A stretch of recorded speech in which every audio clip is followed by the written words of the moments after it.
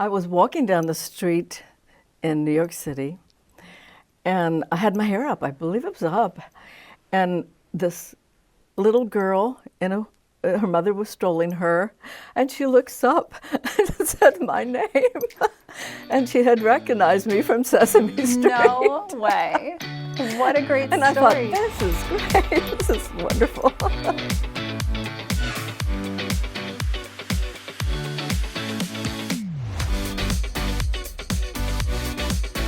Hi, I'm Crystal Gayle, and this is Famous with Jacy Valeras. Crystal Gayle, welcome to the show. Thank you. It's good to be with you. I thought that I would open this with a conversation about how we met because it's a very fun story and it was a very important moment in my life. So I met you when I was 15 years old. I don't know if you remember this. Oh, yes, I do. We met backstage in Lowell, Massachusetts at a show that you were doing. And the funny part of this story is that I actually wasn't able to attend the show that you were doing because I was performing myself. I was performing the national anthem at a sporting event, and I also had a school dance that night. And so my mother was driving me back home after my performance, and we drove by the auditorium where you were performing. And your tour bus was parked in the back. And I begged my mother to let me go and see your tour bus up close. One thing about me when I was a kid is that I always had a demo tape in my purse, you know, just in case I ran into Crystal Gayle in my hometown. But I got out of my mother's car and I knocked on the tour bus door, and out came a lovely man who was kind enough to take my demo tape. And he said, well, what time will you be finished tonight? And I said, around 9 o'clock. And he said, well, Crystal will be getting off stage around then. Why don't you come back here and I will introduce you. That was a very nice man. And so I did. I came back around 9 o'clock and your band was breaking down, and that man came to the door and let me in, and he said, sit here. You can sit on Crystal's stool that she used tonight, and I'm going to go and find out what she's up to. And a little while later, he brought me to you, and I met you. And that moment is so important in my life because you were the first famous person I ever had the chance to meet. You were an idol of mine. I just adored you growing up. And you were so kind to me. You told me that you listened to my tape and that you thought I was a good singer and you thought that I should go for it and pursue a career, and you really encouraged me. And I wanted to open this conversation with that story because I think it's such a huge example of who you are when the cameras aren't rolling, when you're not on stage behind the scenes. You didn't have to take that time for me, especially after a long show, and you did. So thank you for that moment. Well, you're welcome. And I do remember that moment and us talking. And then when you got to Nashville, I mean, that was so special. And I'm glad you're doing so great. Well, thank you. Yes, I've seen you many times over the years, and you're always so kind to me. And thank you for being here to do this interview with me today, because this is just the cherry on top of my life knowing Crystal Gayle. So I'm wondering if you had somebody when you were young and just starting out that did that for you, that was an encourager and believed in you early on. I think, well, my mother. I mean, I was very, very shy. Mm-hmm. And my mother would have me sing for anybody that walked through the door. I mean, it didn't matter who. I got to where I'd hide because I knew she was going to make me sing. So she was trying to get that shyness out of me, but she was very encouraging. But also, my high school music teacher was great. I mean, he let me do a lot of different solos, and we'd do swing groups, we'd do everything, but he was very, very special in my background of music. You know, of course, my sister got my foot in the door. Mm-hmm. She let me come to town. Owen Bradley recorded me. You know, I did demos. It was Wilburn Brothers, and they brought me in, and I would do their songs for their publishing company, and yeah, that's helpful. And all this encouragement that when I started, you know, I had a good background and had being on stage with my sister, watching her, and you know, this is when I'm in junior high and in high school, and seeing all this, and she helped me a lot. Well, all of that led to you achieving 22 #1 songs on Billboard and radio and records. You also were the very first female to ever have a platinum record in country music. That's 1 million albums sold. You have a star on the Hollywood Walk of Fame. You're a Grand Ole Opry member. You've won Grammy, ACM, CMA, AMA awards. I could be here all day listing all of the things that you have been able to do in your career. Are you at a point where you take a step back and say, wow, I can't believe this is my life? Or are you more of a forward-thinking, what's next kind of person?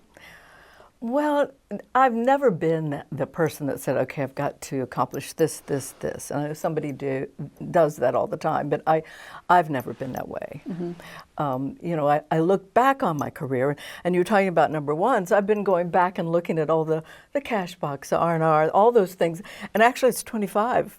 Wow. I've always said it was less, you know, so I'm happy with that. But, you know, it's never been, okay, I've got to go on a television special. I mean, I guess, you know, I did Bob Hope several times, and those were the times that we had great TV. And I've got to say, because the specials, what do the acts go on in the sense of the music specials? It's award shows. It's true. And those are nice and they're Right. fun, but doing Dean Martin, doing all those things, I had actually a couple of my own specials that, Right. so, you know, I look back and, you know, of course you say, oh, I should have done this, I could have done that. I've never been one to say, okay, I'm going to just paper the charts with songs just to get more #1s. Yeah. And, but to me, I love singing and I love performing, being out there with the people that actually listen to your music, not the industry, with all the hype that can go with that. It was, you know, it's great being right with them, and I still love to sign autographs when I can. And most, you know, I will take the time, and I love Yeah. it. I love talking to people that have come to my shows. Do you think that there was a decision that you made early on in your career that directly impacted the success that you ended up having? You know, I look back, and like I said before, I was very shy. I just had good people behind me from United Artists Records, from being with Alan Reynolds. And Alan and his whole, the people that were with him, I mean, they were very special. And I think they helped me develop. I know Alan did as a singer in the studio. He had his own studio, so I could go in and he'd say, okay, now sing it, this song, and sing it in all different ways so you can hear your voice and see what you like about it, you know. Wow. So it helped because you could say, okay, I don't like that strong sound, I Right. don't like. So it was all this, the things that he helped me, you know, because I was just starting out. Right. You know, he brought out, now he would always tell me, if you don't like this song, we're not going to do it because you're the one singing it. Right. So he wanted me to pick the songs, make sure that they were what I would enjoy singing. So did you spend a lot of time experimenting with your sound and developing what became so iconic with your voice? I would go in and in the beginning, you know, when I knew my voice, then when I would learn a song, you know, I knew which way I was going to sing it. Right. And but no, he definitely helped me. And I was a belter. You know, my sister Loretta was a belter. Right. And he told me, he says, okay, you can come back from that. You don't have to sing this one like that. So he let me experiment and develop Yeah. in the studio with the sounds I wanted. You had so many cool opportunities when you were just starting out. My earliest memory of you was watching you on Sesame Street. I remember you being on my screen and just thinking how, you know, beautiful you were and what an incredible voice you had. And you've been famous for so long. Do you have a memory of when you first realized that you were famous? Was it a fan recognizing you or something? Well, I was walking down the street in New York City, and I had my hair up. I believe it was up. And this little girl, you know, her mother was strolling her, and she looks up and said my name. And she had recognized me from Sesame Street. No way. What a great And I thought, story. this is great. This is wonderful. And, I love doing Sesame Street. I loved the Muppets. I mean, actually, I had to take my mother to England with me when we filmed the Muppets because she wanted to see Miss Piggy. Wow. That was her favorite. So Miss Piggy came out of her home to take a picture with Mom. She wouldn't work with me on the show. She said, I'm not going to work with you. But she said, I will come and do that. Miss Piggy was being a little bit of a diva. Yeah, she was being a diva. She said, I don't want to. It was fun. That was a great, great time. That's hilarious. You mentioned that you had your hair up when you were first recognized. Of course, your hair is such a big part of who you are. People recognize you because you've had this gorgeous long hair for so long. Do you remember the first time you realized that your hair was famous? Oh, my. Let me back up. I can't fix hair. Okay. So that's why it's always been, long. And I kept it to my waist for a long time. And I saw someone in a store called Service Merchandise, and she was working behind the counter, and she had hair to her knees. And I said, wow, that looks so beautiful. I said, I'm going to see if I can grow mine down. And my hair would grow really fast. I cut my trimmings to keep it about 3 inches off the ground would be 9 to 12 inches a year. So I know that normally it's 6 inches, I think they say, for growing, and it probably has slowed down now with age, but I was just very lucky to have healthy hair, and I always attributed it to my American Indian blood, Cherokee. Yes, it is. It's built-in beauty. You're very lucky to have that. So speaking of fame, one of the reasons that I created this show is because I'm so interested in what actually happens to a person and how they manage that kind of success. So what do you think the best part about having that notoriety, being known, having that kind of success has been? I want the truth, Crystal. Oh my, Of course, I have worn my hair up a lot through the years, and that's one thing I look back and said, I should have probably just let it go through the mall with it down. But that's asking for attention. For sure. So, success it's good in ways, and I'm having to go back into my mind in the sense of, I think, fan mail that would come to me that would say that my music had helped them through maybe a divorce, a rough childhood, all the things that they went through, but they said they'd put my music on and it would help them deal with life. Yeah. And I get it still to this day, people coming. And, music heals. And I've always thought, and music has no boundaries. I think I have a lot of my songs has been in Europe and in the Orient, all different types of the songs of mine that it reaches, and it's a feel, it's a sound that they don't have to understand it.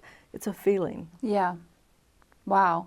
Speaking of your letters, we wrote back and forth for years, and I have every letter saved, handwritten, that you ever wrote me. And I just think it's so special that you still keep that kind of a connection with your fans. Well, I hope I spelled everything right. You did. My name was correct in every one I can say, and that's not an easy task.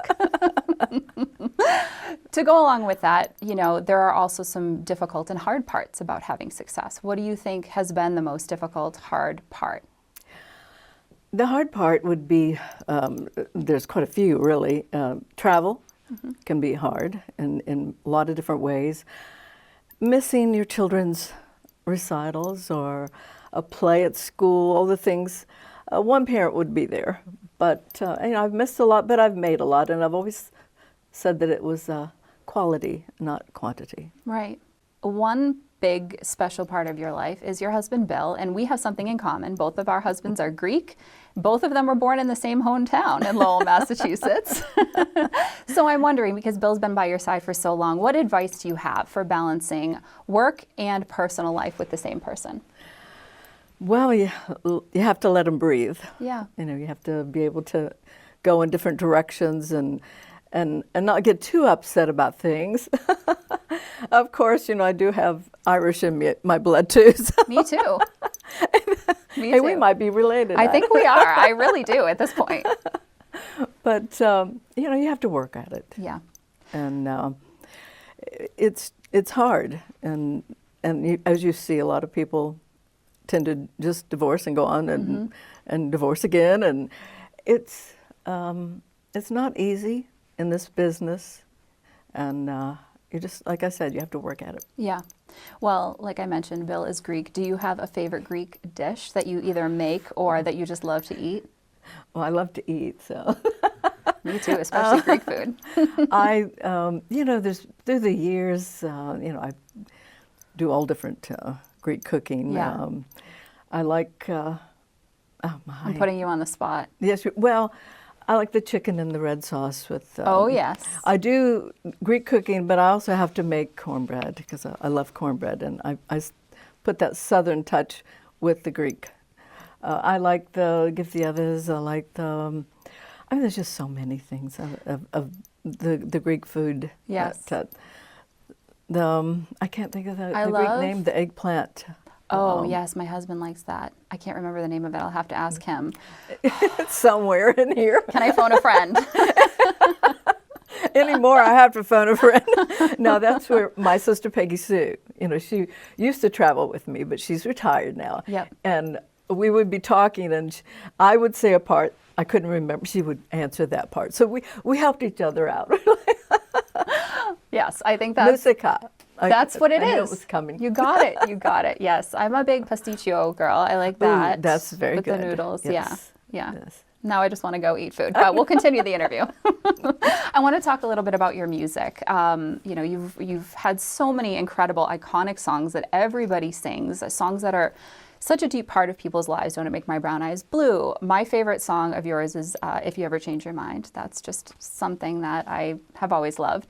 I'm wondering if there was a song that you were surprised became as big of a hit as it did. Well, you want every song that you put out to be a big hit. Of course. But you know they're not going to be. But I'm going to go to Don't It Make My Brown Eyes Blue. Even that was a huge hit. But that was a very first take in the studio. Was a live take, what you hear. Really? Alan put strings on it. I did try to re-sing it. It just didn't work. Mm-hmm. So I knew I wanted that song at my first single. I didn't know it was going to be as big as it was. I just knew I wanted that song to be one of mine. Yeah. And I had to do a lot of talking before the labels would put it out because they liked up-tempo. Right. And then they put it out, and it was your career song, really. yes, it's a song that they don't come around very often. Right. I mean, you can have hit #1 songs to this day, but they're not going to be remembered like a song like Brown Eyes. And I don't mean me in the sense the song is so big, it will always be remembered. Well, your delivery of it too, you know, I mean, when people hear that song, I think it takes them back to a special time in their lives. The sound of your voice on those lyrics, I think it was the perfect combination of a great song and a great artist. You, like I said, have had so many songs. Do you have a song that when you recorded it, it meant something different than it means now? Maybe you've matured a little bit and the lyrics mean a little something different to you. Has any song taken on a new meaning? Ready for the Times to Get Better. Yeah. Is a song that, I mean, you can take that song about a lot of different things. And to me, it's about life. Right. It's about the world. You know, I don't know why people can't get along. So when I sing that song, I think about, you know, everybody all over the world I know they just want peace. Right. They just want to live their life and not have all this craziness going on. And that's what I think that song has done for me. I mean, Talking in Your Sleep, Cry is another huge favorite song of mine. I grew up singing these songs too, and I think so many people did. It's got to be pretty cool to know that your songs have meant so much, especially to this next generation of artists who are having success right now. And, you know, people talk a lot about, oh, country isn't country anymore, country is pop. whenever I hear somebody say that and I hear that conversation, you are always my example. I say, well, Crystal Gayle's been doing it since day one. She's had crossover success, and nobody seemed to have, as big of an issue with that as I feel like they do now. What are your thoughts on the state of country music right now? It's definitely different, but definitely I think my songs would go along with anything on the radio now because it was that more crossover. But that's what they wanted from me. Right. Anytime I would record and release something that was more country, it wouldn't do as well.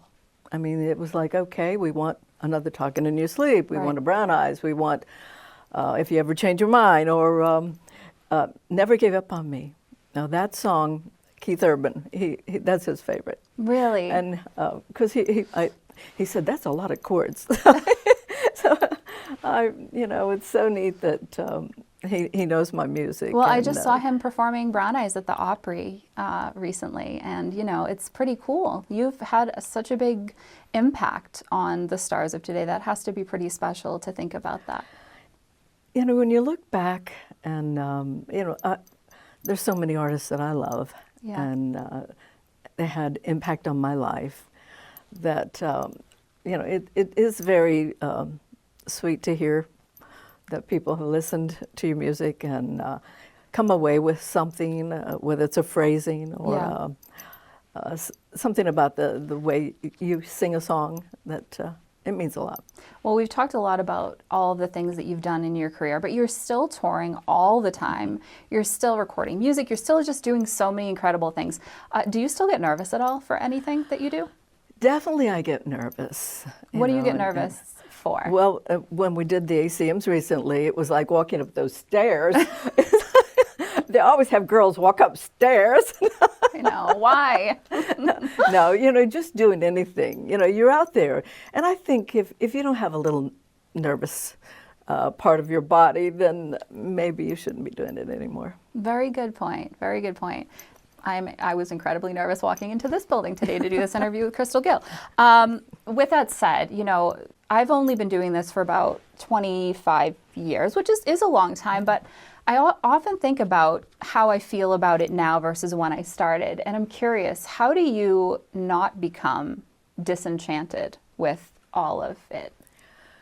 There are times when being in the music, and you look back on a career, and everyone's career in the sense as you're going through from one decade to the next, and it's the time you have everything being played, then your songs aren't played. Yeah. And I know that's the change. That is how it's all comes apart. I mean, it's made to do that in the sense of when I started out, there were other artists that started not getting played. And I think, they inch someone in and then they take someone out. And it's, when you look at that and you think, oh, well, I wish it was a little nicer in certain ways. Yeah. Producers, heads of the record labels would tell you one thing and then do another. Or, I want the truth. If you're going to tell me you're going to do it, do it. Yes, amen to that. I fully agree. So then what is a day in the life of Crystal Gayle now when you're not on stage? I'm sure you get asked this question a lot, but I'm curious because, are you thinking, we talked earlier about you're not as much of a plan setter, but what are you doing when you're not in the studio or doing an interview like today? Well, I can back up and say yesterday I had my 4-year-old grandson. Yes. So we play a lot. He loves to spend the night. I bet. So, that's when I look at off time, that's where I look. Yeah. Of course, we're doing some things here and putting together different things for future releases.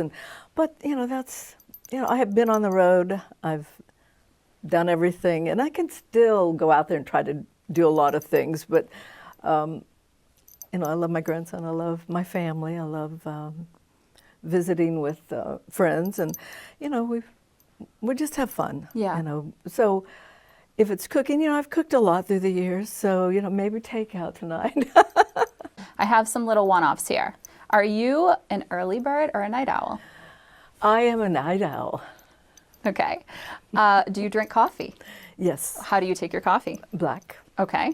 Do you enjoy a cocktail? And if so, which do you like? Oh, I like wine. I like champagne. And as a cocktail, okay, my margarita, a frozen. Now, that's how I rate Mexican restaurants. I think they don't have a frozen margarita. I have to have a frozen margarita. Crystal, Gayle, and I were separated at birth. That is the deciding thing here. Okay, one thing that is always in your purse. Oh, everything. A comb, a lipstick, I like a little eyeliner. Let's see, Kleenexes, hand sanitizer. Do I go on? No, I carry we a get the big picture. bag. If I'm in a deserted island, I want to be with you. That's the moral of that story. What is a food that you will never eat? Like, just absolutely not, won't have it. My. Other than, like chocolate covered ants and stuff like that. Gross. I didn't think you were going to go there, but okay. I mean, like for me, I don't like onions. I cannot eat an onion. Oh, well, no, I can eat onions all day long. Well, this is where our friendship ends, Crystal. See, onions, when I grew up, my mother, I hated onions in something. I didn't like cooked onions. And I would take them out. Mm-hmm. And I mean, now you have to cook with onions, the flavor. If you don't cook with it. I'm okay with the flavor. I just don't want to. You don't want to. No, I love onions. Now, one of my favorites is I like buttermilk and cornbread. Okay. Some people don't like buttermilk.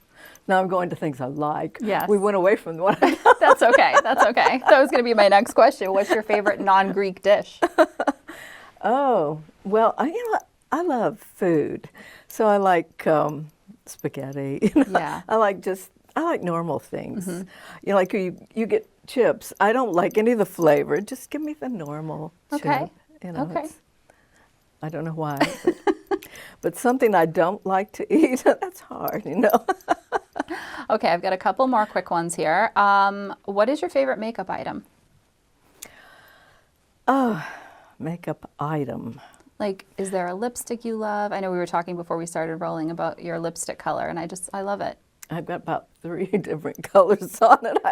I put this, I like all makeup. Yeah.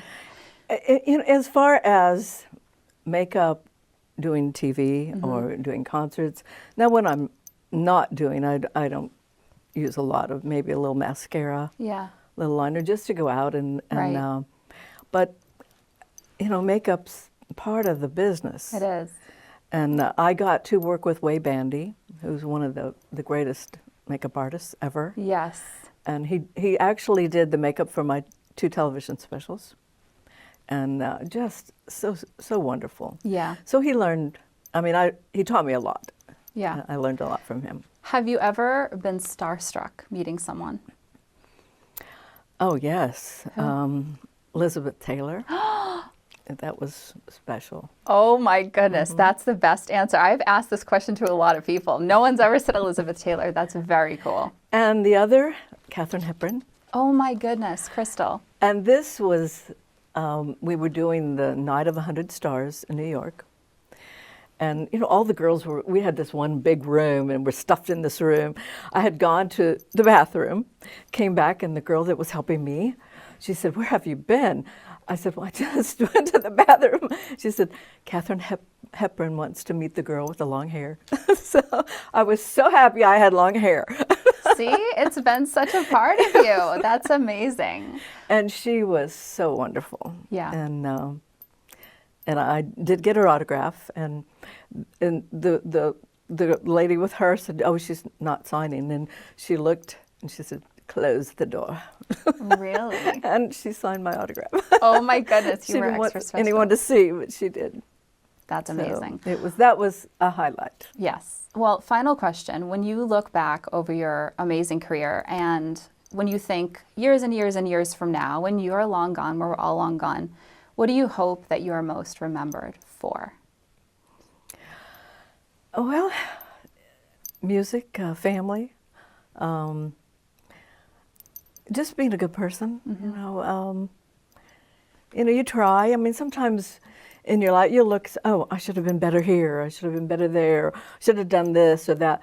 But, you know, looking back, I just hope people remember me in a good light. Well, I will always remember you for your kindness. Every time I see you, I go back to that 15-year-old girl who was at such a pivotal point in my life and in my career. I was not a confident girl. I, was very introverted and shy, and you were somebody that made me feel like I could become anything I wanted to because you took the time to ask me questions and to write me letters when I wrote to you. And I am so grateful that you were the person that I met at that time because it truly did change my life. And I'll get emotional if I keep talking about it, but I just wanted you to know how much I truly adore you and I love you for just being the most incredible person with everything you've done in your life. It can't be easy to have that personal connection with a lot of people, but you seem to do that, and I'm grateful. So thank you, Crystal. Oh, you're very sweet. Thank you. And it's an honor for me to be with you and to see how you have developed as a woman. Well, thank you. As a beautiful woman. Thank you. Right back at you. Thank you so much.